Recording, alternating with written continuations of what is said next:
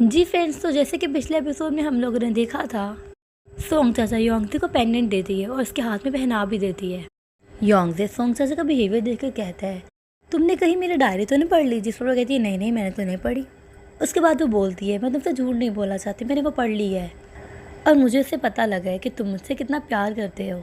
योंगते थोड़ा सा शाय फील करता है और उससे नज़रें नहीं मिला रहा होता। फिर वह सोंग चाचा कहता ही है कि सोंग चाचा आगे से उसे आई लव यू कह देती है और वो बिल्कुल खामोश हो जाता है। बहुत अच्छा लगता है उसको और वो फिर उसे कहता है कि आई लव यू तो पहले मुझे तुम्हें कहना चाहिए था। उसके बाद वो उसके कंधों पर हाथ रखता है और कहता है, चाचा आई लव यू। सोंग चाचा कहती है, पर ये तो मैंने पहले कह दिया। योंगते सोंग चाचा को कहता है, सोंग चाचा मैंने कभी भी किसी से इतना प्यार नहीं किया, मैंने कभी भी ऐसा फील किसी के लिए नहीं किया। सोंग चाचा को बहुत अच्छा लगता है। योंगते उसका हाथ पकड़ लेता है और वो दोनों एक दूसरे की तरफ देखने लग जाते हैं। ये सीन काफ़ी ज़्यादा रोमांटिक होता है। फिर सीन चेंज होता है, हम देखते हैं योंगजे और सोंग चाचा वॉक कर रहे होते हैं। योंगजे सोंग चाचा को कहता है, तो फाइनली लांतियान ने अच्छे मार्क्स ले लिए, तुमने उसे कॉन्ग्रेचुलेशंस कहा? वो यकीनन अपनी खुशी तुम्हारे साथ सेलिब्रेट करना चाहता होगा। सोंग चाचा कहती है, तुम ये सब क्यों कर रहे हो? जिस पर योंगजे कहता है, क्या? सोंग चाचा कहती है, वो मेरा बॉयफ्रेंड नहीं है और अगर वो मेरा बॉयफ्रेंड है तो क्या तुम प्रिटेंड कर रहे हो? क्या हो अगर वो मुझे प्रपोज कर दे और वो मुझे कहे कि मुझसे शादी कर लो? योंगते से पूछते, क्या उसने वाकई तुमसे ऐसा कुछ कहा है, तुम्हें प्रपोज किया है? जिस पर सोंग चाचा कहती है, उसने मुझे ऑलमोस्ट प्रपोज कर ही दिया था। तो मुझे ये बताओ, तुम्हें पहले से पता था? जिस पर योंगते कहता है, हाँ मुझे पता था, उसने मुझसे बोला था कि अगर वो टॉप 3 में आया तो वो तुम्हें प्रपोज करेगा शादी के लिए, पर मुझे पता था कि तुम्हारा दिल मुझ पर है, इसलिए मुझे किसी चीज़ का डर नहीं था और मैं उसकी हार में रुकावट नहीं डालना चाहता था। मैं चाहता था कि वो जीते, वो खुश हो। योंगजे और सोंग चाचा जब घर के पास पहुंचते हैं तो अंदर से सोंग चाचा के अंकल और लांतियान निकलते हैं। लांतियान सोंग चाचा से कहता है, तुम इस टाइम घर आ रही हो? जिस पर वो कहती है, तुम यहाँ पर क्या कर रहे हो? उसके अंकल कहते हैं, तुम्हारी मॉम की तबीयत ख़राब हो चुकी थी, वो मेंटली अनस्टेबल हो गई थी। जिस पर सोंग चाचा बहुत परेशान हो जाती है और कहती है, आपने मुझे कॉल क्यों नहीं की? जिस पर उसके अंकल कहते हैं कि मैंने तुम्हें बहुत बार कॉल की पर तुमने कॉल पिक नहीं की। फिर लांतियान और उसके डैड ने हमारी मदद की, थैंक्स टू देम। लांतियान सोंग चाचा को कहता है, आप अपनी मदर का ख्याल रखना और अगर कुछ प्रॉब्लम हो तो मुझे कॉल कर लेना, अब तुम अंदर जाओ। जिस पर सोंग चाचा चुप कर अंदर चले जाती है और फिर लांतियान को थैंक यू बोलकर अंकल भी अंदर चले जाते हैं। योंगजे लांतियान की तरफ देखता है और कहता है, लांतियान। लांतियान उसे कहता है, चुप हो जाओ और कार में बैठो, हमें लॉन्ग ड्राइव पर जाना है। योंगजे गर्दन हिला देता है। उसके बाद हम सीन देखते हैं रिजॉर्ट का। कोच के पास योंगजे के डैड आए हुए होते हैं और वो कोच पर चिल्ला रहे होते हैं कि वो तुम्हारे पास आने से पहले, यानी तुमसे स्विमिंग सीखने से पहले बिल्कुल ठीक था, अब उसे क्या हो गया? कोच कहता है, आपके कहने का मतलब ये कि उसके साइकोलॉजिकल प्रॉब्लम्स की जिम्मेदार मैं हूँ। जिस पर योंगजे के डैड कहते हैं, देखो तुम्हें इसकी प्रॉब्लम का भी पता है और तुमने मुझे बताया नहीं, मुझसे शेयर नहीं किया, हालांकि मैं योंगजे का फादर हूँ, इररिस्पॉन्सिबल हो तुम। वो उन पर गुस्सा कर रहा होता है। कोच कहते हैं, मैंने आपको इसलिए नहीं बताया क्योंकि योंगजे नहीं चाहता था ये बात किसी और को बताना, उसने ही मुझसे कहा था कि ये छुपाए रखना। और फिर कोच कहते हैं, मुझे तो लगता है कि उसकी साइकोलॉजिकल प्रॉब्लम्स के जिम्मेदार आप हैं क्योंकि आपने हमेशा से उसे बहुत प्रेशराइज किया है। वो दोनों बहस कर रहे होते हैं, एक दूसरे से लड़ रहे होते हैं। दोस्तों, वो लोग बहस करते करते हाथापाई पर आ जाते हैं और जब योंगजे के डैड से कुछ नहीं हो रहा होता तो वो कोच के हाथ पर डंडे गाड़ कर वहाँ से भाग जाता है और कोच तो देखता ही रह जाता है कि ये क्या चीज़ है। फिर हम देखते हैं लांतियान और योंगजे को। लांतियान इतनी तेज़ कार चलाता है और आगे जाकर कार स्टॉप कर देता है। योंगजे कहता है, क्या तुम पागल हो? जिस पर लांतियान मुस्कुराने लगता है और कहता है, तुम डर गए, मुझे तो अब मौत से भी डर नहीं लगता। फिर योंगजे लांतियान को कहता है, कॉन्ग्रेचुलेशन लांतियान, मुझे लगता था कि तुम मेरे लिए मैच नहीं हो, पर तुम्हें पता है इस दफ़ा मैं तुम्हें एडमायर करता हूँ, तुमने सबको वाकई हैरान करके रख दिया। लांतियान हल्का सा मुस्कुराता है। फिर सीन चेंज हो जाता है और हम योंगजे को देखते हैं जो अकेला टहल रहा होता है और दिल ही दिल में सोच रहा होता है कि मुझे बैड फीलिंग्स आ रही हैं। असल में दोस्तों, वो लांतियान के लिए काफ़ी ज़्यादा बुरा फील कर रहा होता है। फिर हम सीन देखते हैं सोंग चाचा और उसकी मॉम का। सोंग चाचा अपनी मॉम से सॉरी कह रही होती है, आई एम सॉरी मॉम, मुझे नहीं पता था कि आप सैड हैं। जिस पर वो कहती है, कोई बात नहीं बेटा, परेशान मत हो। सोंग चाचा कहती है, मुझे नहीं पता था माँ कि आप बीमार हैं।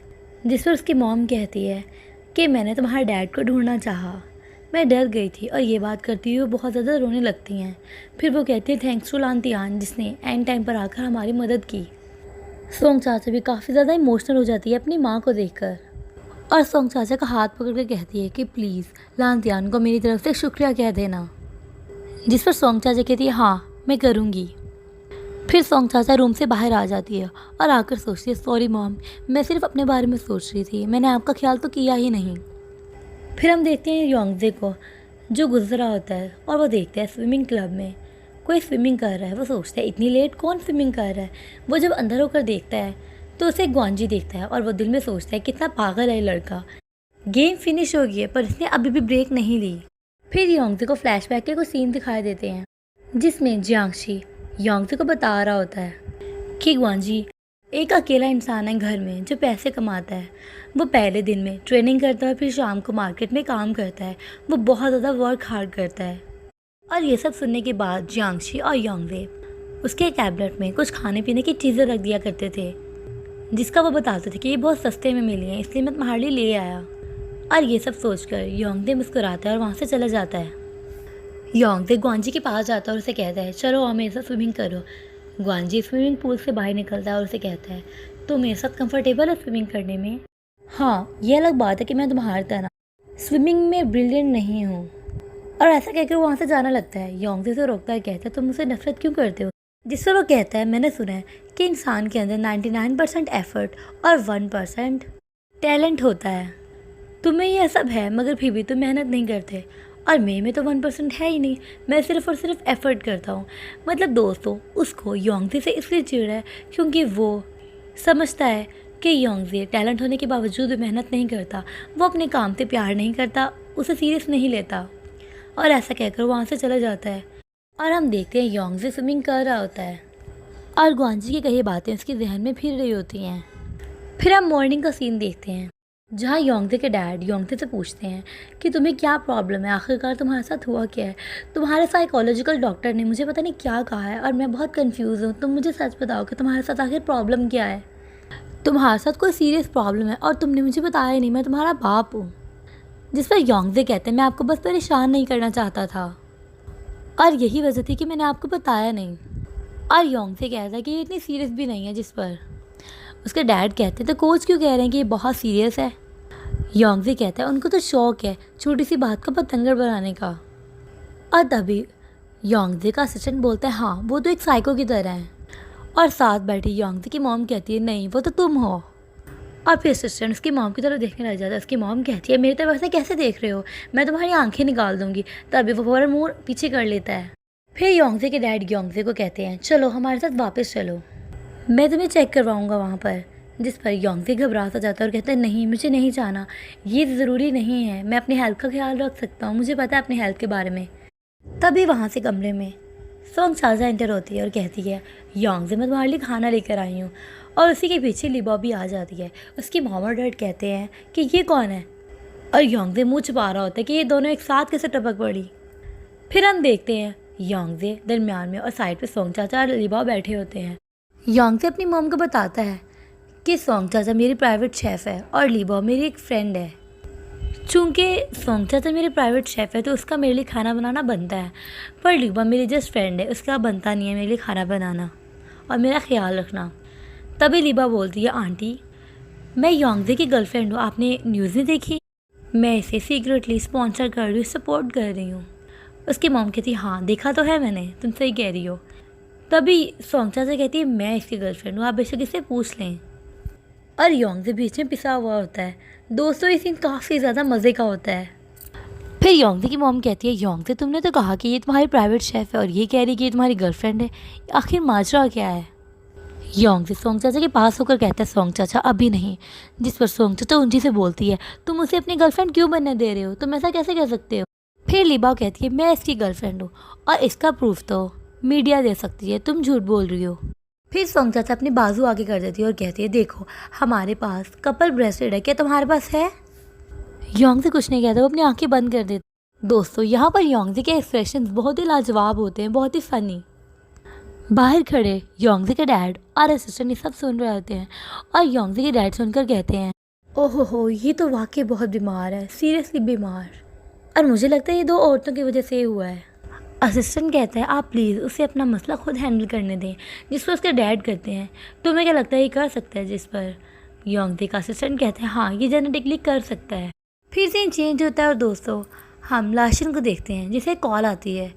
वो कहती है हाँ हाँ ओके मैं भी रेडी हो जाती हूँ। और कॉल सुनने के बाद वो लांतियान को कॉल करती है और कहती है लांतियान रिपोर्टर्स तुमसे इंटरव्यू लेना चाहते हैं इसलिए रेडी हो जाओ, डैड भी यहीं है। और दूसरी तरफ लांतियान तैयार हो रहा होता है। अब दोस्तों आगे देखना काफ़ी ज़्यादा इंटरेस्टिंग होने वाला है कि लांतियान किस बारे में इंटरव्यू देगा, वो क्या कहेगा और लोग उससे क्या सवाल करना चाहते हैं। और दोस्तों लेट एपिसोड के लिए बहुत बहुत ज़्यादा माजरत। मैं पूरी कोशिश करूँगी कि रोज़ाना मिस्टर स्विमर का एक एपिसोड अपलोड कर दिया करूँ। नेक्स्ट एपिसोड देखने के लिए हमारे साथ बने रहिए। और ये एपिसोड आप लोगों को कैसा लगा कमेंट सेक्शन में ज़रूर बताइएगा। और साथ ही हमारे चैनल को सब्सक्राइब करना भी मत भूलिएगा। इससे ये होगा कि मुझे मोटिवेशन मिलेगी और मैं आप लोगों के लिए नए नए मज़ीद ड्रामे लेकर आऊँगी। Thank you for watching.